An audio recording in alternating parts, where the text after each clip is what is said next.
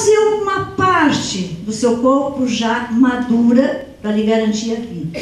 E esta parte é a região oral, é a boca e a parte do nariz.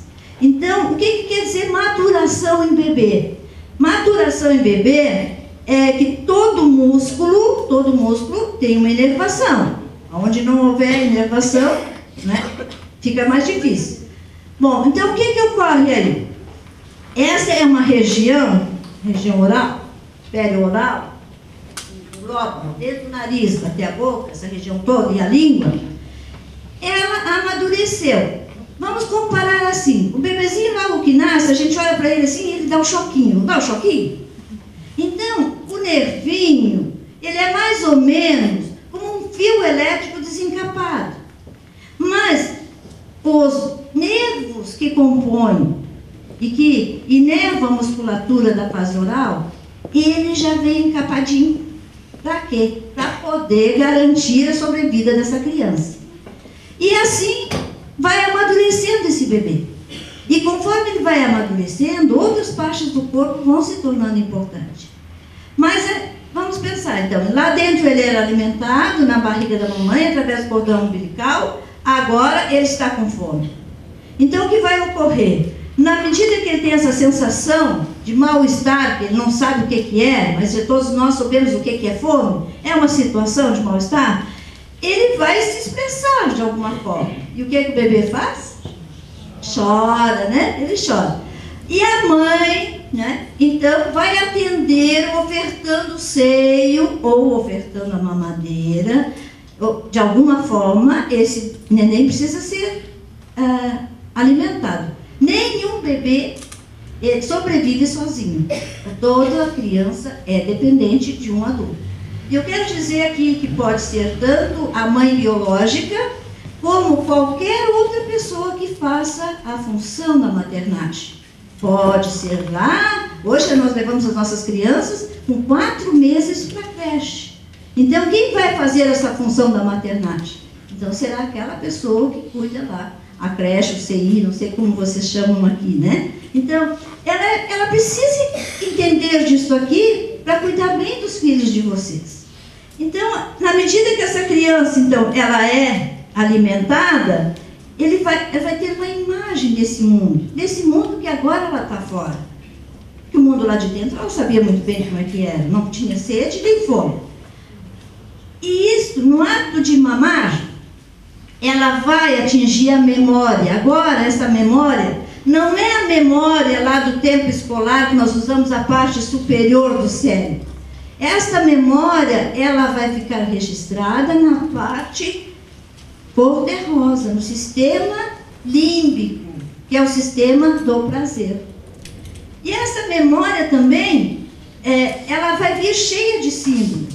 É isso que nos faz diferente dos outros animais. Nós conseguimos simbolizar. Tem coisas que nós não conseguimos falar para uma outra pessoa diretamente, né? Carlos Drummond diz assim, no meio do caminho tinha uma pedra no meio do caminho. Ele só ficou dizendo que tinha uma pedra no meio do caminho. Então, ver essa pedra de uma forma diferente, com um olhar diferente, isso é simbolizar, isto é poder a gente ter essa sensibilidade. E Rubem Alves, um grande pedagogo, ele diz assim, que a educação, ela tem 2 vertentes.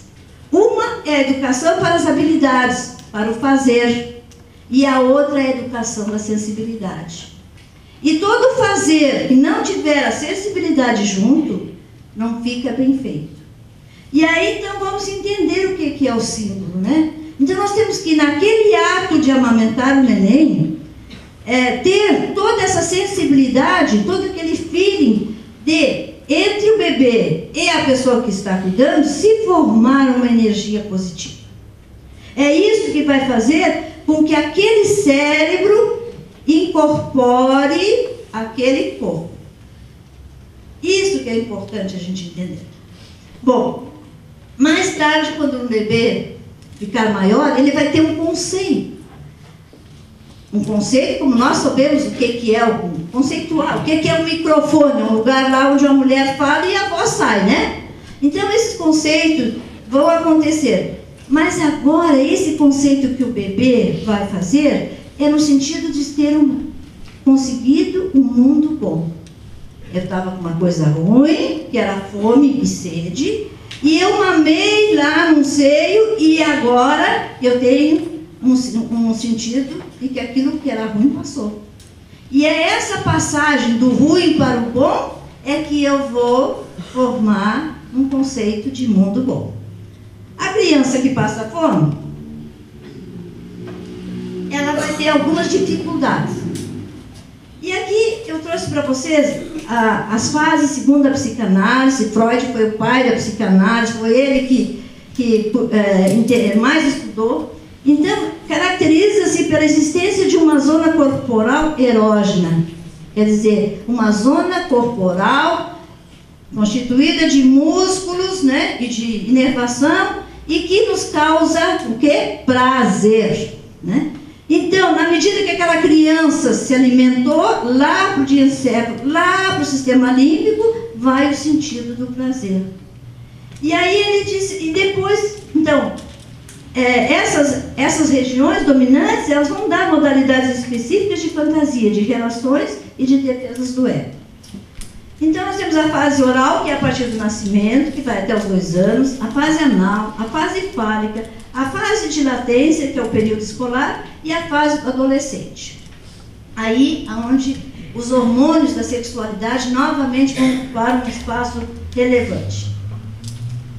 Então, a boca é parte fundamental da organização afetiva do recém-nascido.